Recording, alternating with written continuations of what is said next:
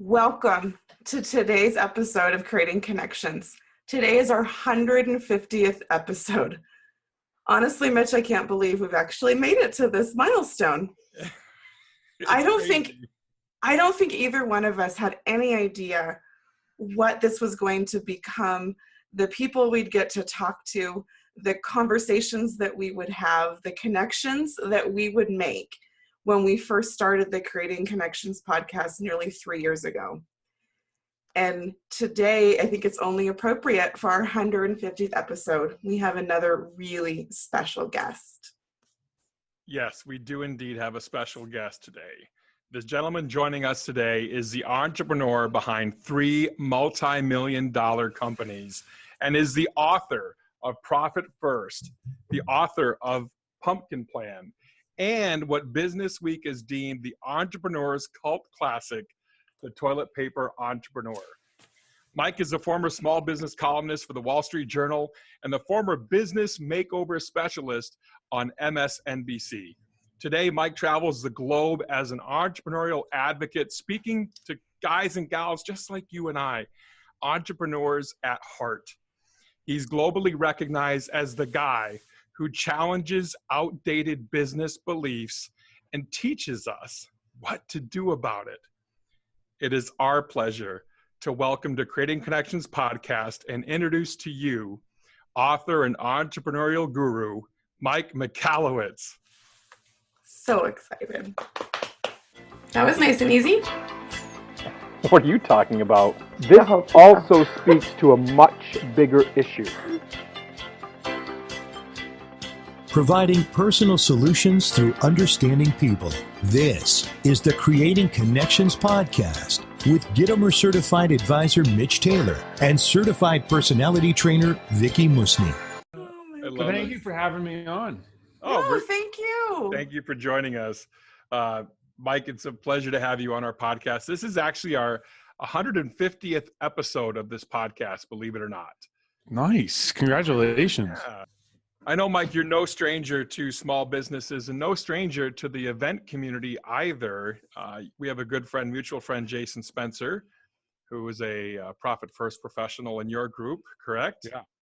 And so Jason has kind of, introduced us to Mike Michalowicz. And I remember Jason first invited me to take a read of your Toilet Paper Entrepreneur book. And that was absolutely amazing. I loved that book and how real it was. Yeah, thank you. That was my angry phase. It's a great book. Thank you. Yeah, I'm very proud of that book. You should be. Yeah, but it was the angry phase for sure. You cut through all the BS and you just get to the point, and that's what I loved about the book. But that being said, we have to know: is it over or under? Over or under? What do you mean? The toilet paper. What's your, Everyone knows it's over. Okay. Thank you. Yeah. Everyone knows that. You need the grippage. Yes, the grippage. Okay, good. Just making sure, and we got that out of the way. We can move on with the interview as scheduled. Yeah. I had to go for the joke. Totally. I'm a little slow, obviously. It's all good. It's all good. So, Mike, tell us your story. How did you get to having 3 businesses that are multi-million dollars before the age of 35? Well, I think one of the keys is I started really early. So the quick story is I graduated college. I couldn't get a real job. So I got a job at a local computer store. And I remember, I'm kind of paraphrasing, but the owner of the business kind of in the back room, sitting there munching on a cigar, counting money. And I'm like, I want to be counting money. I'm not hustling the floor, moving stuff around, trying to sell stuff. I want to be counting the money. And that invoked the thought, like, I'm going to start a business. I did. I started a competing business. I very quickly realized he wasn't sitting there counting money. That was money, his own money he was spending on other vendors. He was munching on a cigar because he was under such stress, that money was flying out the door. I didn't appreciate that entrepreneurship is not just, snap your fingers and you make money. It's sales, it's hiring, it's marketing, it's running administrative stuff. It's compliance with tax law, and my head almost exploded. Mm-hmm. Right. But I did the one thing that I suggest. Well, at least for me, it works, is to go all in. I made an irrevocable move. I told the boss where I worked, I said, I'm going to compete against you. I'm going to take you down. And so when I came back for a job 2 days later, he's like, screw you, kid. Good luck. And it was trial by fire. But what was interesting, during that path, I fell in love with entrepreneurship. Those businesses, that first business grew to, I think it was about $2 million in revenue, around $2 million in revenue, when I sold it to private equity. And the honest truth is, I never really made money running the businesses. It was very stressful. When I sold the business, I made a little bit of money and said, oh, build a business and sell a business. So I did it again. I started a company that was in computer crime investigation. And that one was acquired by a Fortune 500. And I'm like, now I've got it figured out. I became a millionaire off my second company. And it's like, this is it. Just build a lot of companies. I started 10 other businesses as an angel investor. I now call myself the angel of death. I was the worst investor of all time. I was so bad. I was so bad at it. I think I read that somewhere in one of your books. Yeah. It's horrible. And I evaporated all the money I had earned, just wasting it. Arrogance, lack of knowledge and skill. And it actually threw me not only into effectively poverty. I was bankrupt. I never declared bankruptcy, but I was emptied out. I racked up credit card debt beyond. I remember driving to work one day, listening to the radio, and on comes a commercial that says, the average American has $8,000 of credit card debt. I had like $50,000. And I'm like, I've never so badly wanted to be average. And just the stress and the fear that it came about and the depression that it brought about for me. And decided once again, I got to pull myself up by my bootstraps, but this time I got to be profitable throughout, not this hoping, banking on someone buying from me. I got to build a business that's profitable day one and profitable every single transaction and profitable permanently. And I got to do what makes me passionate. So I elected to become an author. That was almost my 10-year anniversary of becoming an author is this year. Declared I'm going to be an author, and stepped into my passion, and also I built a business structure around it that has been profitable ever since. I've had 23 consecutive quarters of profit distributions now. That's awesome. Wow. Yeah, thank you. That's awesome. What an inspiring story. I have a super quick question. The cigar guy, the guy that Anthony, you said you're going to go up against, Anthony, who you said, I'm taking you down. 2 days later, you came in to get your job back. He kicked you on the street. Yeah. Have you gone back to say thank you? You know what? Shame on me. No. Way to put him on the spot, Mitch. I'm just asking. Dude, he changed your life. He changed my life. Yeah. He subsequently runs, I believe his business, the last I heard, is over 100 million in revenue. Wildly financially successful. Very profitable. I've never had a conversation with him since. I apologize for putting the spot, Mike. I just, Yeah, no, that's a great guy. I'm trying to reconcile my mind. I got to do that now. I got to seek him out one day soon. But honestly, the visual and the way you were telling that story just a few minutes ago of the guy in the back with the cigar counting the money, and then when you realize what was really going on, I mean, that was just really huge for me. I'm a very visual person, and I could picture him doing that. I think that's the perception of most of us. Like, people hear your story, Mitch's story, my story. We hear all these stories of entrepreneurs, and we're like, oh, they've got it all figured out. The first day we start our business, all of our friends who don't own a business go, you're an entrepreneur? Oh my God, you're rich and you don't work at all.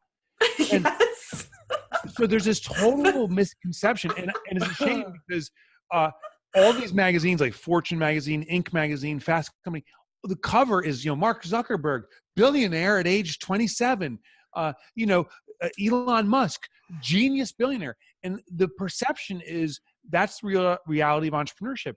And it's not. Those are the not lottery for most of us. Yeah. No, they're the lottery winners. They were, congratulations to them. Yeah.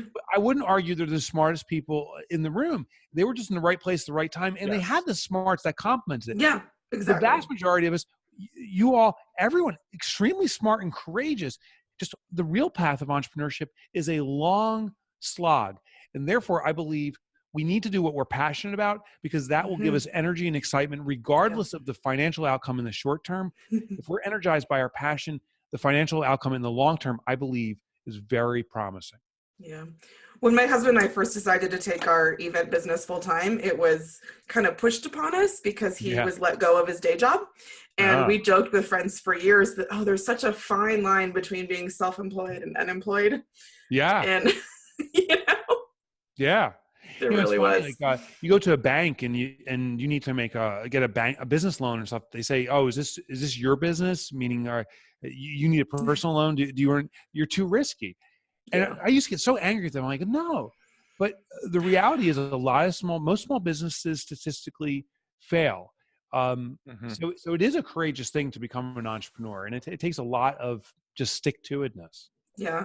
Well, and then to see you take all of those experiences and decide to become an author, I mean, what a blessing that is for us that you're willing to take that risk. I'm looking over your shoulder and I love just the visual in the background of all of the resources. And so I have to ask you, of the books that you wrote, I mean, I see 5, but there's really 4, right? There's the 2 versions of Profit First. Yeah. And I love the piggy bank one. I'm really partial to the piggy bank cover because that's the one that I have upstairs in my bedroom, actually. Yeah. But of the 4 books, Mike, do you have a favorite? I do. It's The Pumpkin Plan. Yeah. It was the most joy to write it, and I just think that was the best of my writing style. And I think it's a very impactful book. Profit First, I'm most proud of its impact. Profit First is for me, it's the 800-pound gorilla. Most people, if they're aware of me, most people aren't, by the way, but if they are aware of me, they're going to be aware of Profit First. And my hope is that Profit First, A, serves their business, B, turns them on to the other stuff I've done too. Nice. So for those that maybe aren't as familiar, can you give a really brief summary of each one so people know what they're getting into when they go and order them? Yeah. So we'll go book by book. So if my finger's in the right spot, there's Toilet Paper Entrepreneur.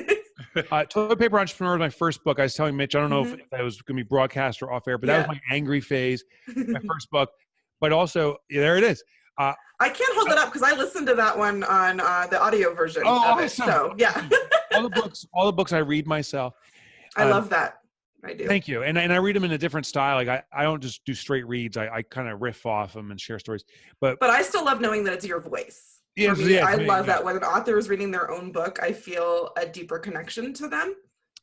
Like we've worked out together. Like you've been to my gym because you're in my ear. You know what I like about authors reading their own books is they know how to inflect. They know what they were saying, so therefore you know what you meant. These professional reads, their voices are perfect, but they're robotic. Sorry. So tell us briefly about. All right. So Toilet Paper Entrepreneur was the common roadblocks to starting business. This is the entrepreneur's startup guide. I found is most people think we need some cash. It takes money to make money. We need education. You have to have experience in your market. We need resources and contacts, people we're going to sell to. And I found all these things that we think we need to have actually work against us. It's the lack of all those items that actually bring about innovation, industry rule-breaking strategies.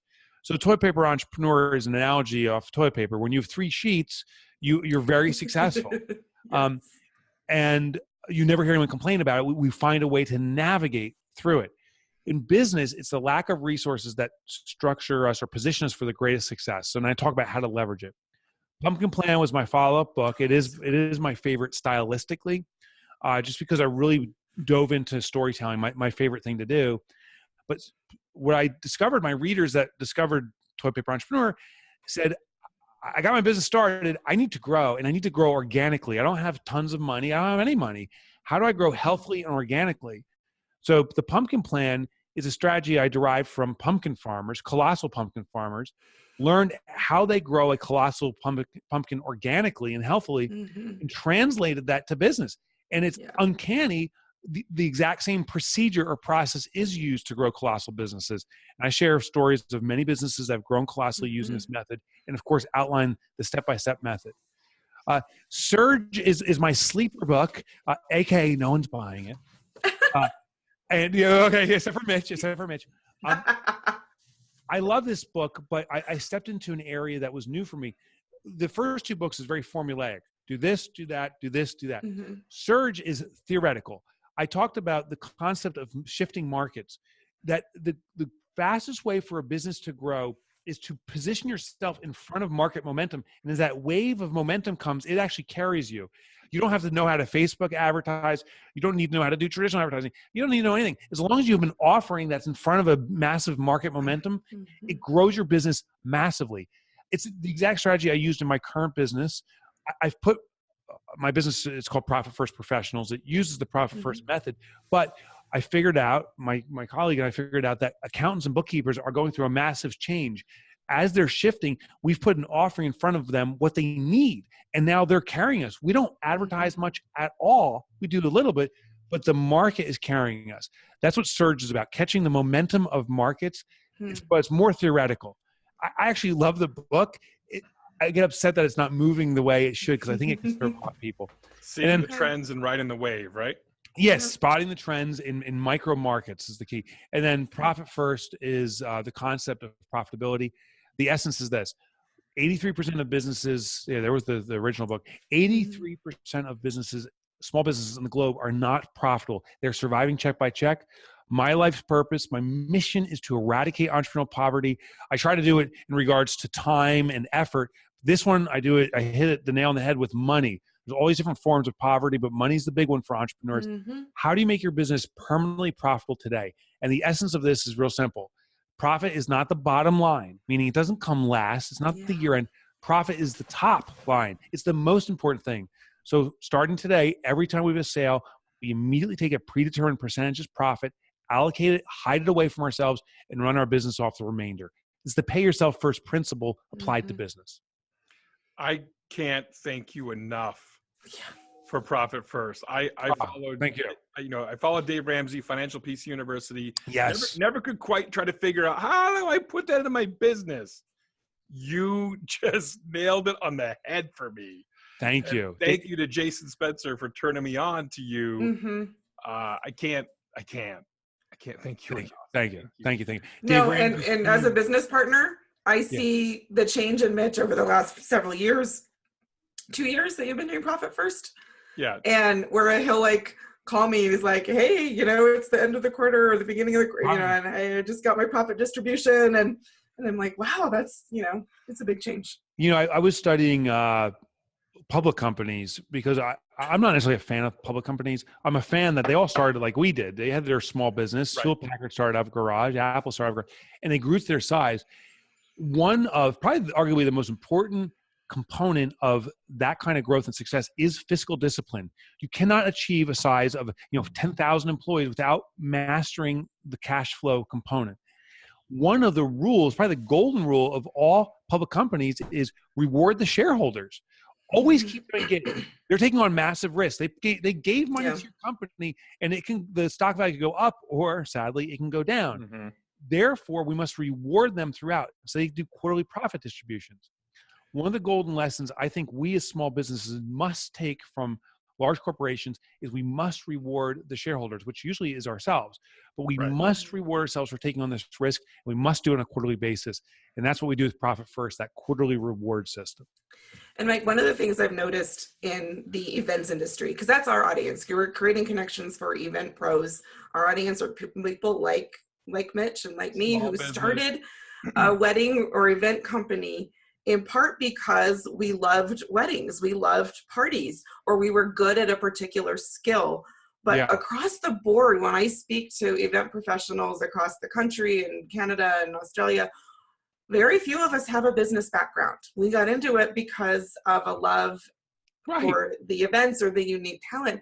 And what I really appreciate about your approach is there's something that makes sense to a non-numbers, non-business person. at some point, and Mitch and I talk about this as a personality trainer, I have to say, yes, I'm not good at this naturally, but at some point I can't hide behind that excuse and I have to find a way to figure it out. And the way you break things down, it makes sense, even to someone like me. Thank you for saying that. I'm not good with numbers, and I believe most people aren't good with numbers because the numbers we think we need to be good at are what the accountant says. Take this, divide that, figure out this, the metric that translates this. What's the percentage? What's your inventory turn? What's your operating cash ratio? And it's like, what? With Profit First, the simple thing is, can you look at a number and then make a determination based upon what you see there? Yeah. Is there enough to spend or not enough to spend? Literally that simple. And I think we're all good enough with numbers. I think we're all great with numbers at that level. And therefore, Profit First performs at that level. The other thing I found about people is, at least this is how I am. When my accountant says, know all these different numbers and percentages and different sheets, I have to divert from the business at hand, look over here, and then get into something that I'm not interested in, complicated.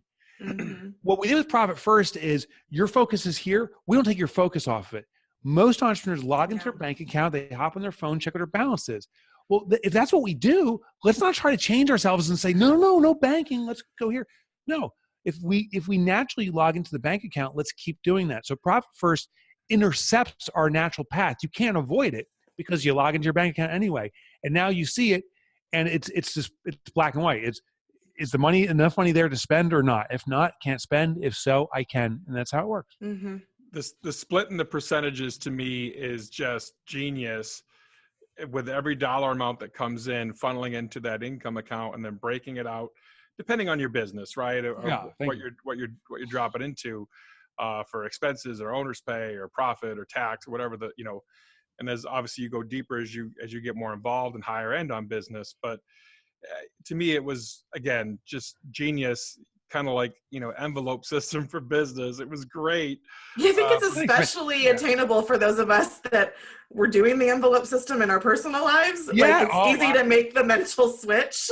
Then you're golden if you've been doing it. Oh, that makes sense. I can do this. I can do this. Even if you haven't been doing it, a lot of entrepreneurs that come on board have no idea what the envelope system is. Yeah, sure. What they do is I encourage people to start very slowly. So I call it the foundational 5. There's 5 foundational accounts in Profit First. And I explain that in the book. But what I tell people is, don't even worry about starting off 5. Let's just start with 1 account. Starting today, and anyone can do it watching the show right now, allocate or set up 1 account, and we'll call it Profit, make it a savings account at your current bank. It takes 10 minutes. Then allocate 1% of your income.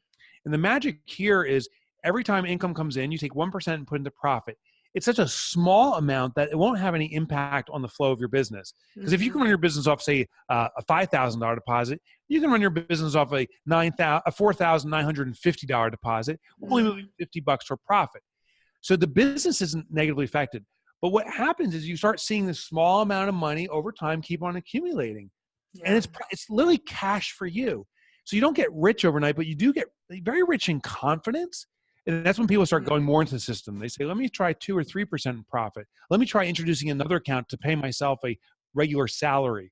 And they start building into the system. Maybe it takes 4 or 5 or maybe even 6 months to roll out the full Profit First system, but you've proven it to yourself because you've taken that first small step. Yeah. And that's the key, proving it to yourself that it can be done. And it's a proven system. I highly encourage you, if you're watching this, listening to us with Mike today, please go get his book and do yourself a favor. And I love the phrase you just used, which you're not using this for marketing. You totally should, Mike. Cash for you. Cash for you. Oh, yeah, I should. Yeah. You said. I mean, that's exactly what it is. It's cash for you. Appeals to the same thing that we as parents use to motivate our children. And, we need a reward. And as adults, the rewards might look different than they did when we were kids, but there's still something innate in us that we want to be rewarded. And you provide a way for people to set things up so they have continued ongoing motivation. And as entrepreneurs, when you have to be your own motivation, sometimes you don't have someone saying, hey, let me help you reach this goal. You have to be doing that. This is just another way to make that work. We do need to reward ourselves.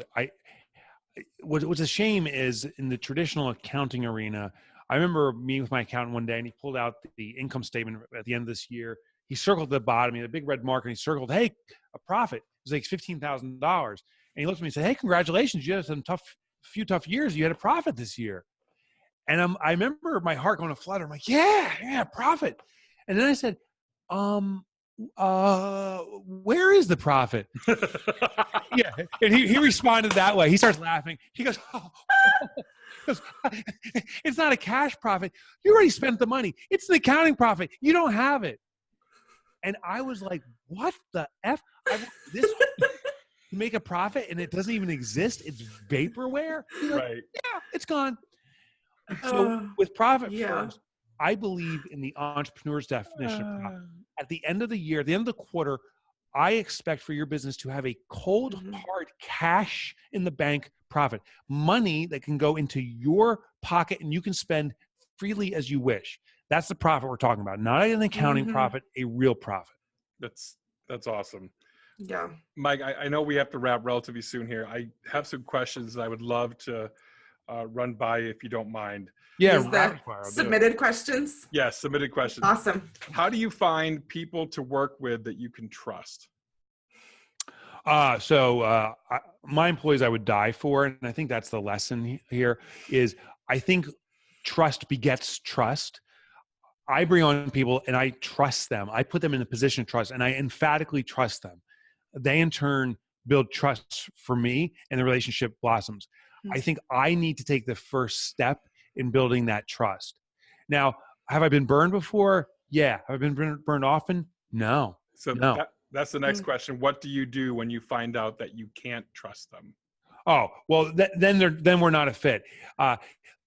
If I can't trust them because I didn't afford them trust, I wasn't trusting them, I'm actually the problem. But if I build a relationship of trust and they compromise that, then the relationship needs to be terminated. One thing that I think is a strong foundation is a cultural fit. We actually just are hiring a new employee. She starts Monday. And what we do is we seek for cultural fit. Is she part of the family or not? And most people aren't. We're kind of weird here. Literally the first day you show up, you will be shot by a dart gun. It's guaranteed. And could you imagine walking into your first day at GE in your brand new suit and someone shoots you? I mean, you're not gonna. That's not a cultural fit at GE. My dad worked for GE for 35 years. No ass shootings at GE. But here, it's guaranteed you're gonna get shot. Just the environment here is a certain way, but that's who we are. And so, we look for people who's a cultural fit, because if they get it, they will get us and we will get them. We look for people with the right attitude, energy, drive. We look for everything. The only thing we really don't care about is people's skill set, because we know if you have the right attitude, the right energy, the right drive, we can give you the skill set. We can't give you any of the other stuff. It's really hard to teach attitude. Intangibles, yeah. Yeah, I know. I have 4 children. It's really hard to teach attitude. You have the attitude or you don't. Yeah. Another young entrepreneur, a guy that I've seen grow. He's literally, late teens here. He wants to know, what advice would you give a young person like himself just starting out to get to your level of success? Oh, that's actually goes hand in hand with my question, was what do you know now that you wish you would have known 20 years ago? Yeah, so this may only be for me, but I think it may be for others too. It is all about purpose, and purpose supersedes passion. Passion is what gets us excited. Purpose is what is calling us. So I'm very clear. My life's purpose is to eradicate entrepreneurial poverty, and every book I'm writing, everything I'm doing is to eradicate entrepreneurial poverty. It wakes me up in the morning. It drives me through the night. It gives me energy as I do it. Here's the key. I think most of us don't know what our purpose is, and we never really sought it out. If you don't know what your purpose is to seek out your purpose. And I'll tell you how to do it. Experiment, play around, explore life. Do what makes you fearful. Try businesses, and if it's okay if they fail, learn from it. But don't just say, well, I guess my purpose has to be, and just randomly pick something. Let it evolve over time. I'm 46 now. I really came into tune with it when I was 35. I really started seeking for it aggressively when I was about 30. So it took me about 5 years of, I think I found it. Oh, no, that wasn't it. Oh, no. And now when I hit about 35, I was like, this is it. And that is only formed stronger and stronger. It's like an oak tree. It's just building stronger and stronger roots. And for me, for now, I know this is it. But maybe one day I'll wake up and say no longer, or it's changed. But I think all of us need to seek out a purpose. And that's the biggest driver of success, because I feel unstoppable. I have competitors spring up all the time, and they're gunning for the same clients I am. I'm wishing them great success. If they're on the same mission I am, I want them to succeed. We can do this together, but it doesn't faze me anymore. I don't see them as competition. It's just, I'm just doing the best of who I am, and it's been very rewarding. What do you know now that you wish you knew 20 years ago? I question if it's anything, because I don't know if I've learned it. I love being an author. I love it. Here, maybe this is one thing. The naysayers. I didn't have a good response to naysayers. When I wrote my first book in the process, people come to me and say, Mike, no one makes a living selling books. That's like the dumbest idea ever. And I used to say, really? And they're like, yeah, like you're an idiot for writing books. No one makes money except for J.K. Rowling. And I started to buy into that. But here's what I found about the naysayers is I respond with a question. And when I did this, it changed everything. When a naysayer says you're not going to succeed doing something, I say, well, tell me about your experience trying this. What I find is most naysayers haven't done it. When I went to people and said, you'll never make money being an author, I said, well, tell me about your authorship experience. It's like, I didn't do it. I have no clue. I'm like, okay, so your input is of zero value. When I met with Tim Ferriss, he and I did a TV show together called The Big Idea. We were guests on it. I met him in the green room. He was the first person. I said, Tim, I want to become an author. Is it a good idea? He's like, you can become a millionaire doing that. I'm like, oh, I want to be an author. So, all right. Yeah, with the naysayers, ask them if they've done it. If Tim Ferriss said, being an author is really not a good idea. It's really, I put a lot of credibility in that. And my tip for anyone who's looking to become an author, it can be a very profitable, lucrative industry. You can move a lot of books if you write a book that really changes a lot of lives. Absolutely. Absolutely. Good advice. I love that you speak with passion. I love that you speak from the heart. Yeah. And thank you. That is so relatable and what connects people to you. And that's what we're all about here, creating connections. So thank you, Mitch. That means a lot. Yeah. No, this has been really, really fun. So where can people go to get more information about you, Mike? So my website is kind of the mecca for all my stuff. I got my books, chapter downloads for free. I used to write for the Wall Street Journal for a few years. All my articles are up there. It's in the archive of the Wall Street Journal, but you can just, instead of buying it, you can get it for free. Cool. Plus I'm a blogger and a podcaster.